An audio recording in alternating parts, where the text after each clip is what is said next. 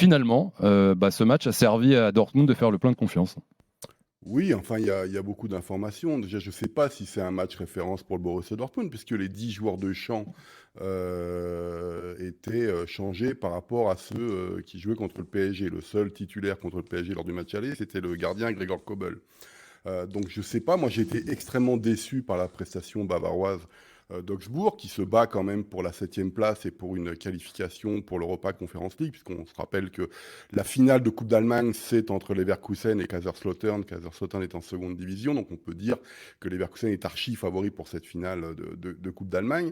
Donc la prestation, si tu veux, a été dramatique. Lorsque tu es mené 4-1 au bout de 35 minutes, alors que tu joues quasiment le match le plus important de la saison, tu ne peux pas te satisfaire de ce qui s'est passé. Donc, et la deuxième chose, je viens de le dire, c'est qu'il y a quand même 10 changements par rapport au match contre le PSG. Donc, ce n'est pas si important cette rencontre. Et autant on avait le droit de relativiser la défaite à Leipzig qui plantait des 3 buts à tout le monde il y a une semaine, autant on peut ne pas en faire, pas faire des gorges chaudes du côté bavard, du côté du côté de Dortmund après cette rencontre, parce que ce ne sera pas du tout la même composition. Ce qui me semble important, par contre, c'est que Malen était titulaire. Et Malen, il est théoriquement dans le 11 de départ. Donc, ça veut dire d'autant plus qu'Adeyemi ayant reçu une béquille, il est possible qu'on assiste à un certain changement. Et Malen a marqué en plus, donc il a sûrement pas encore 90 minutes dans les pattes, mais il est possible qu'il soit titulaire. En tout cas, il est une possibilité pour Edin Terzic pour jouer contre le PSG. Donc voilà, la confiance, je veux bien, la confiance pour ceux qui ne jouent pas, surtout. Le reste, si tu veux, j'ai été très déçu par la rencontre, encore une fois, du côté d'Augsbourg, donc je n'en tire pas de conséquences plus que ça, d'autant plus que le Borussia Dortmund nous a habitués tout au long de la saison, y compris l'année dernière, à avoir des excellentes périodes de 3-4 matchs où ils gagnaient toutes les rencontres, puis de rechuter systématiquement. Mais rappelez-vous, ils se prennent une raclée à Leipzig, ils gagnent contre le PSG, là ils enchaînent, c'est pas pour ça qu'ils vont se qualifier contre le PSG ou qu'ils vont venir en favori au parc.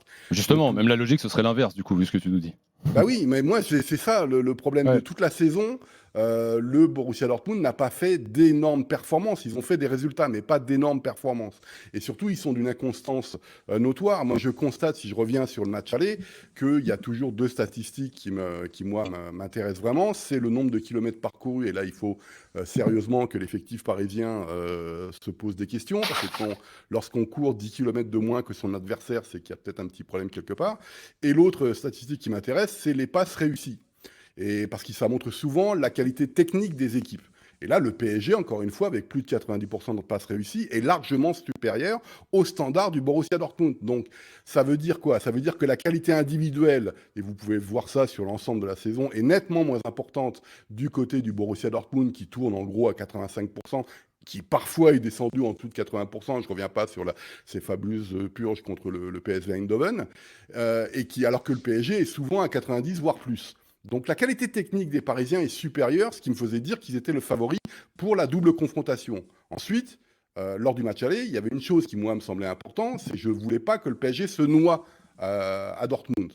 Et c'est ce qui s'est passé. Un but d'écart, c'est pas si grave que ça. Moi, sur les 180 minutes, j'enlève des potentielles prolongations, donc au match aller plus match retour, j'ai du mal à croire que le PSG ne va pas scorer au minimum une fois.